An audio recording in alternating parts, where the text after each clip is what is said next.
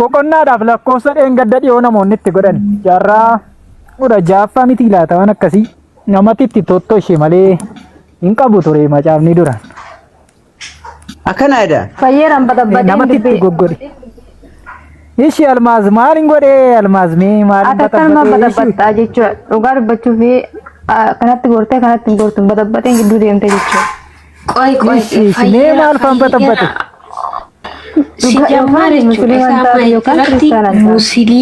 musliimni iyyuu warri musliimaa yoo ta'e kan jiran abadan ati kiristaana ofiin jecha akkas jecha namoota itti dabale abadan musliimonni iyyuu namoota itti dabale jedhan abadan ati garuu of kabajiitii sirna siraataan taa'e namootaan jaalatamuu dhugaa dubbadhuuti jaalatamtus du'ii jibbitamtus dhiisisi. Takkitti sobiin dhaggeeffadhu hin sobiin takkitti. Soboo bitisitu hafuuf malee sobdu. Waldaama keessan keessaa nama macaafa lama sii baasa. Takkitti naa qaba takkitti waldaati irratti macaafni. Boo an sirraan baradhaa maal na barsiista? Ooyi narraan baratin. Gaaf jedhi arrabsi. Warra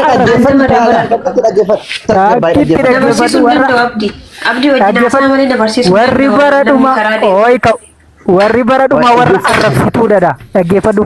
Arrabsituu ta'a warri baradhumaadha nama arrabsin ka yoo so mootummaa waaqayyo ana kaheeti ka ana kahee kanadha nama arrabsu usaan ana usi arrabsaan jiru sobiinsiin jedhe dhaggeeffadhu waldaati datto keessa macaafni lama jira moo hin jiru kan qabuuf kan hin qabne caqasan sii kennaa atti waldaa keessa barbaadda barsiisu warra kan barsiisu ani barata barsiisaa an qaba abbaati sirra barachuus qacallu mayduu daga yeroo haasoftu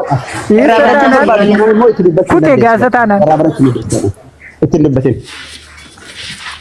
Seeraan haasa'uu qaba kan macaafa keenya. Seerumaan waldaa keessa macaafi lama jira moo hin jiru waldaati baatte sitiin ilaalle malee ani ilaaleera. Samba guddaa waldaadha macaafa namaa fuudhi ilaale. Wangeela macaafa qulqulluu qofan qabaani. Isuma kan kee isuma kan kee manuma keessa wangeelli lama jira taanaan tokko miti kottu. Kottu tokko miti wangeelli ke mana ya tokko jira kanan barlee tokkichuma mana keenya kan jiru tokkichuma jira. Ishi kan paasterii keef kan kee gargar yoo ta'e akkam goota. Abadan gargariin tokkuma. Laalee ga'anii tokkuma kee jiraata. Isin fayyeera isin kan paasterii banteen ilaalle galjiima. Inni ilaalle ta'a inni ilaalle malee tokko kan ta'u dhiisu jira akkam goota. Eessatti badu? Fayyeera. Deekamitti badu? Amantii deeffattee fayyeera amantii deeffattee hin baxabbatin yoo beekte baradhu yoo hin beekne baradhu yoo beekte immoo seeraatiin ibsi malee. Sumarraan bara. Waan hin beekne keessa galtee mana. Uumi sumarraan bara. Uumi. Sumarraan bara. Macaafni maaliif gargar ta'e? Maaliif gargar ta'e? Qoy. Bakka sitti eebbuli. Dhaggeeffadhaati uummatan murdaa'ibsiifi. Uummati warra yeroo takka mana kana qoy yeroo takka mana kana seera qabsiisa ila fayyeeraan yoo baxabbate asitti natti dhiifama isin gaafachiisa waan inni baxabbate sana sirreessaa ibsaa nu barsiisa isin.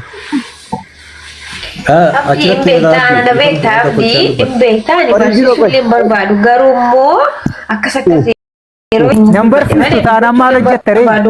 Number 6 taanaan hin dubbatin. Na barsiisi amma. Na barsiistu taanaan hin dubbatin. Sin barsiisu bar sirreeffadhu isa immoo hin dubbatin. Sirreessuus nan ajajin ka. Nan barsiistu taanaan sirreessuus nan ajajin. Akkamiin sirreessuus ta'e? Kuneessaa dhufee jazbaan. Jedhi rakkoo qabu. Qoto isa jettu ajettu isa. Amma dandeesse arrabsii deemati rakkoo qabuuti. Kanuma ture inni amala namootan dubbisneeti. Hin dubbistu wangeela gatteessi. Walmeeta kibbiyaandi bakka fayyeeraati barachuu moo barsiisuuf ta'e bakka kana jechuudha yoo barachuuf ta'e nutti yoo immoo barsiisuuf ta'e waan macaafarra jiru barsiisu malee sobdee hin fakkeessin dura waaqa. Yeesh maaliin fakkeesse uumi waan an fakkeesse natti maaltu fakkaate? Dura jirtu dhaggeeffadhu dura kaasee jiran ture beektinna wanti dubbattu hundiyyuu suba. Baqa faallaa deema waan nama caafallaa hin dubbattu sobdi nama mormita jechuudha. Yoo hin baratne ta'e baradhu yoommoo barsiisuuf ta'e waan dhugaa ta'e tokko dubbadhuuti waan dhugaa dubbadhu bakka itti deebi'u sobaatiin dubbadhu. Waan akkana ila amma waan isinirraa taasisan keessaa dhiibi keessanis waan akkanaa sobde jedhi. Macaafarraa. Waan akkatti dubbattu hundiyyuu soba ture maal siyaalan ture baazawwee. Waan akkanaa lafa kaa'e tokko qofa. Macaafar.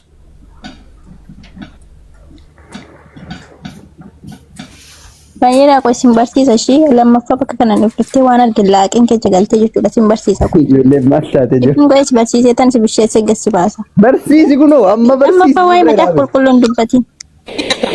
Ummi. Barsiisi. kan kee duwwaadha. Immoo abbaa kee macaaf. Connection sagalee isaa. Ani mataa kiyyaan gadi qabee tosin barsiisan kee osoo si barsiisee jechuudha. Mee ijoo jalqabe. otoo miti. Kontiiwwan jalqabe gaafa. Fayyeera. Intalli dirribaan tokkittiin kiyya sin barsiisa kee. Jammari. Dunqooro. Takkite wallaahi barsiisi. Anchi maal takkana si godhe Darbate, mana kitti waan darbate. mana si balleesse.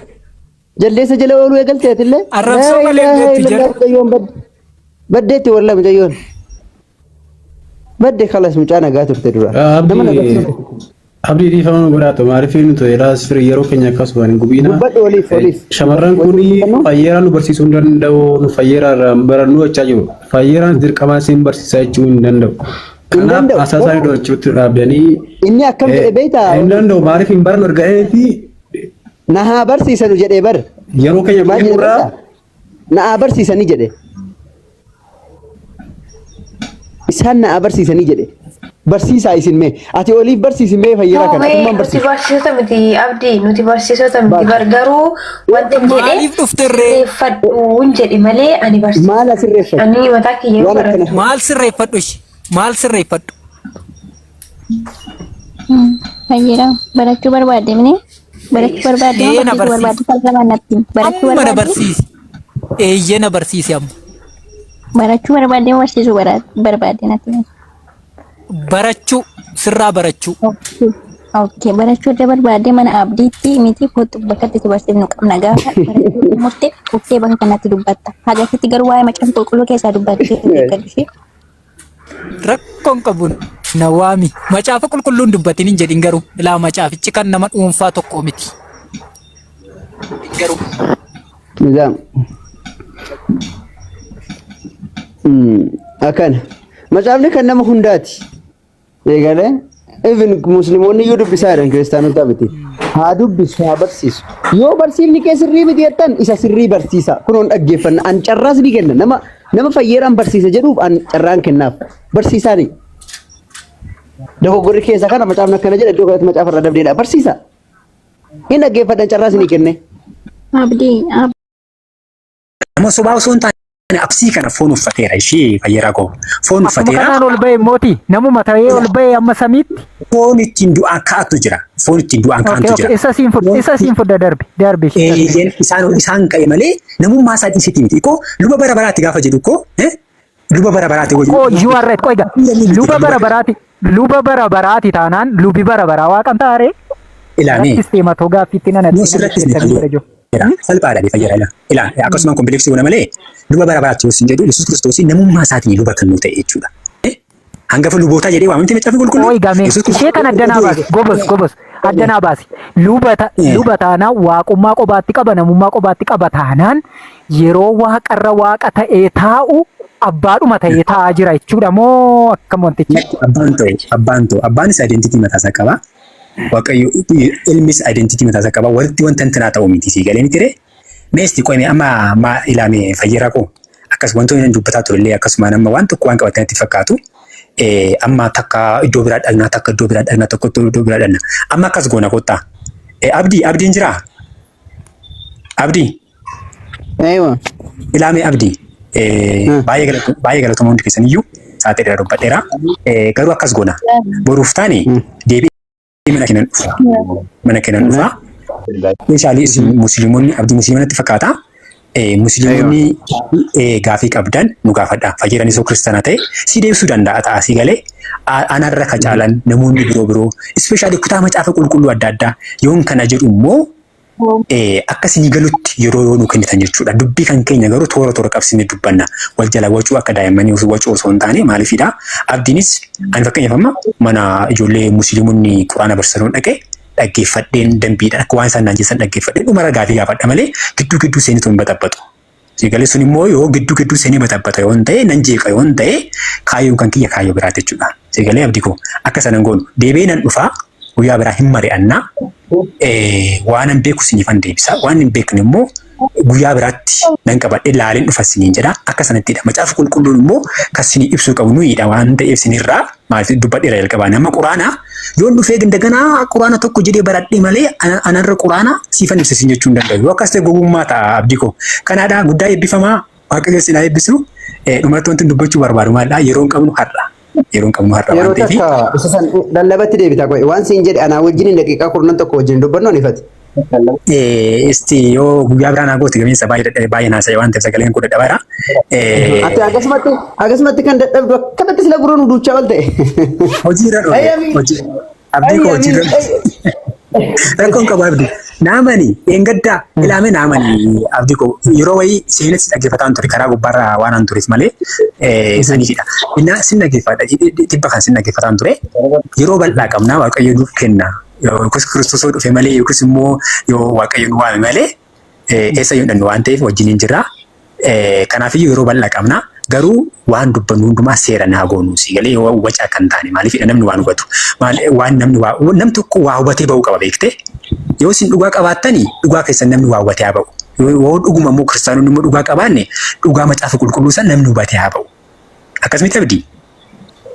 Bareedaadha inshallah sila dhufaatii Kiristoos kanarraayyuu haasawa waan irratti haasofnu jira ashee hayyee bakka yeroo biraa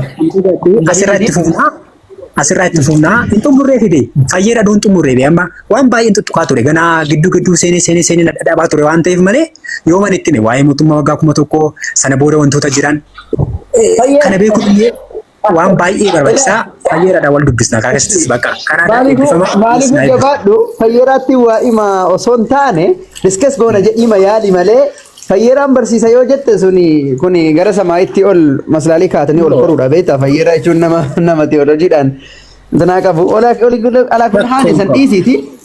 Rakkoon qabu haa qabaatu bee teolojii waan qabaanneef doktora waan taaneef miti abdii koo sana osoo hin taane nama isan barsiisa jechuu osoo hin taane waan beeknu waliin mari'annaadha sigalee akkasanidha abdii koo malee waliin mari'annaan akkasitti bareeda. Akkasii bareeda. Ayyaa hundaafuu inshallah deemi yeroo bareedaa siif haa ta'u ulfaadhu si dhaggeeffachaa turre hundaafuu yeroo biraa I hope jettatiyyuu I hope anilleen yeroo biraa akka dhuftee si wajjin marii goonoon ifati. Tole haa ta'u eebbifamii dubbii keenya sirreessa. Nama xiqqoo ho'u akka keetii kana nan fedha beektaa wajjin hin haasa'u. No ani hin ho'u bee hin ho'u lakkisi fakkaatatti malee hin ho'u. Garuu maalan jibba sete abdii maalan jibba beektaa abdii waan jibbu keessaa tokko namni gaafa haasa'u carraan namaa kennamee namni sun osoo haasa'e hin xumuriin yoo akka malee dheeresse dubbachuun dhugaadha. Yoo garuu hin dheeressine namni koo ragaa dhiyeessu kamiyyuu cal jedheetu waan hin taaneef hin dhiyeessu sigalee ati gaafii na gaafatte gaafii sana kallattiidhaan haa ta'u alkallattiidhaan haa ta'u siifan deebisa. Garuu isa saniif immoo kutaa macaafa qulqulluu tuquu hin danda'a. Fakkeenya tokko fakkeenya amansiisuu fudhachuu hin danda'a. Amma dhumaatti dhaabbattee na eegda. San booda gaafii yoo qabaatte dubbii akkas jettu sun gubbaatti gaafii hin qaba jettee nama gaafatta malee gidduu isiniitu wantanaa jechuun seeras miti. Yoo ta'e daqiiqa yookiin immoo sa'aatiin nuu kenname sa'aatiin sana haasofna yeroo akka isaan haasan argee waan ta'eef. Bakka dadhabdee taamiin kiyyeessi bakka yeroo biraa bal'inaan hin mari'anna dadhabdee tashi bakka nagaan bulii halkan gaarii bakka waaqayyoo. Eebbifama. Ciao. Eebbifama.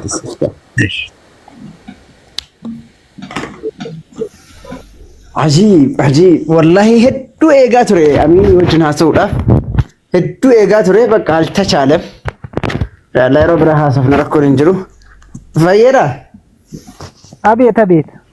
Waan jettu yoo qabaatte yaani conclusion godha yoo jette fuudhandeessa. Ani aan jedhu macaafaa dubbisu namni warri kiristaanaa na dhaggeeffataa jirtoota yaadaraa waaqa ammana keessan dhufeera isintu na ittise lafa musliimaa dhaqxee naasa innaan hin jedhina. Iddoo kamuu dhaqee nanaasaa yoo na waamtaniin nan dhufaa. Anoo iddoo kamuu dhaquu hin dhiisne yoo asitti sin barsiisnuu jettan achitti na waamaa nan dhufaa. Waan hin dhufuu dhiisneef hin qabu. Gaafa dhufummoo koomentiin cufinaa oolla gashuu diddanii koomentiin cufinaa jedheen dhaammachuu barbaada. Darbee immoo waaqayyoonii tokkumaa jedhee namanaa tokkumaa akkasitti namanaan Muuziin ولا تقولوا ثلاثة سدين جدينا أديت سدين جدينا أديت jedhina eeyye hin jedhina tokkon jedha achittillee nawaama nan dhufa waan dhufuun dhiibnee hin qabuun jedhaan kanuma dhaammadhan immoo عجيب وان أجايبات بو وان أجايبات سدين جدينا إيجو رجع سليمي sadiin jedhina sadii tokko sin jedhina sadii sin jedhina isa iyyuu waan baay'ee rakkisaatu jira beektaa laammaa na jiilchan yana yeroo baay'ee dhugaa maaltu na jiilche yeroo tokko waldaa wayii waldichallee maqaan dha'u bara ta'e tokko 1844 Yesuustu dhufa jedhaniitu dhufuu dide beektaa la Wiiliyaam Miiler kan jedhamu tokkotu barumsa jalqabe Yesuustu dhufa jedhee barsiisaa ture. Waldaan sun injiilli ammallee maalitti the great disappointmentidha. Waggaa dogoggoraa guddaati jedhu Sillaasee sanninaa ibsaa ole waldaa sanatti ibsa malee waldaan kan biraa akka sanatti hin ibsan. Waldaa warra the great disappointment sana Yesuusiin eegaa turaniin warra dhufatu akkasitti ibsa malee sadii tokko sana akkaataan itti ibsamu akka inni naa ibsi sanatti miti warrumti ibsitan iyyuu adara. Waan dubbattan adda baafadhaa gosa isa kamiin nan kootee dheellee utuu namni dhufee eddanatti ibsee xuruudha gaafa na barsiistanis uumamumaan immoo daddafee waan anaasaaf gaaffii afaan irra naa deddeebisaa deemaa jechuun barbaada kanuman jedha. Warri tokkollee waggaa sadan kana takkittii mucattii amma as jirtu kana wajjin isin illeen warri tokko waggaa sadan darbe dura Yesuusin dhufa jedhanii gidduu sana waan dhufutti fakkaatee beektaa piroofaayilii offatanii hundi isaanii Yesuusin dhufa piroofaayilii akkas jedhu offatanii taa'aa turanii Yesuus dhufuu dinnan irraa jijjiiratanii kunoo isin raajii masarratti irra kaawwate takkittiin inni kan suuraa ofiirra inni kan akkasitti suuraa gagaajiratanii dhufan gaafa duraa Yesuusin dhufa jedhanii waanuma gidduu sana dhufuun se'ee beektaa Udah bara sini illee beekti. Inni Amaariffaa inni beente warra Amaaraa Yesuus himataa jedhanii barreeffatan. Warri Oromoo ammoo Yesuusin dhufa jedhanii barreeffatan. Piroofaayilii gurraacha wahii sanuu gurraacha irra kaa'atanii akka gaddaatti. Achi booda dhufuu dinnaan inni kan piroofaayilii ofii inni piroofaayilii kan raajii akkasitti raajii jijjiiratanii fixanii. Eegaa turani baay'ee. Miilereedha manni sun umar irgitanya mannu fedhee barsiisaa ture irgitanya mate Daani'el boqonnaa 8 lakkoofsa 14 fudhateetu hinuma dhufaama irgitanya mate barsiisaa ture dhufuu didee eessa of kaa'uga eessa lixu jira indi deewu Paastariin tokko fayyeera Afrikaa kibbaatti waggaa lamman kana Yesuus gidduu kana dhufa Kanaafuu soomiidhaan haa eegnu nyaataan eegnu jedhanii achi bosonatti isaan fuudhee galee otoo achi wajjin taa'anii dhuman namni meeqa argatti dhumanii akkasitti qabamee mana hidhaa seenee namtichi sun aga ammayyaa mana hidhaa jira. Kaan immoo fajjeessan iyyuudha. Akkas. Era barumsan taane nama barsiisee gaadaraa keessa. Dhiisneerra lakki abbaa macaafni jedhu akkasin jedhu. Himatee Asumaanuu fayyeera waan takka jira. Yesuus illee bar akki jedhe Maatiyos boqonnaa 19 irratti fakkaata. Isin warra as dhaabbatu keessaa kaan otoo hundu'inaan deebi'ee mootummaa kiyyaan dhufaa jedhe. Wanni sun illee hedduu na rakkisaa ture waan isaa naa ibsi taasisan mee fayyeera. Maal jedheettee? Isin keessa warra as dhaabbatee jiru kana keessaa kaan otoo hundu'inaan deebi'ee dhufaa jedhe. Mootummaa Waaqayyoo humnaan dhufee arguuf jirtu 28 irratti inni raajiidhaan guyyaa ja'a booda argan isaan milikkita humna isaatiin dhufee isaanitti argamedha namoota sadiitti. Sun guyyaa bara dhumaa miti maa guyyaa inni jedhe sun? Isa miti isa bara dhumaa miti innu. Yesuus mootummaa maleekota wajjin dhufeera ree Yesuus aga ammaatitti ergamoota Waaqayyoo wajjin dhufeera. Namoota sadii duwwaantu mul'ate gaafa sana Museedhaa fi Eliyaasii Yesuusii sadii ta'anii mul'atan jira. No sun bar boqonnaa 17 irratti bari inni sunnateedhaa jirtu boqonnaa 17 irratti mi? Boqonnaa 17 irratti. Boqonnaa 17 irratti kan dubbatan. Kun ammoo Maatiyos boqonnaa Maatiyos boqonnaa 20 fi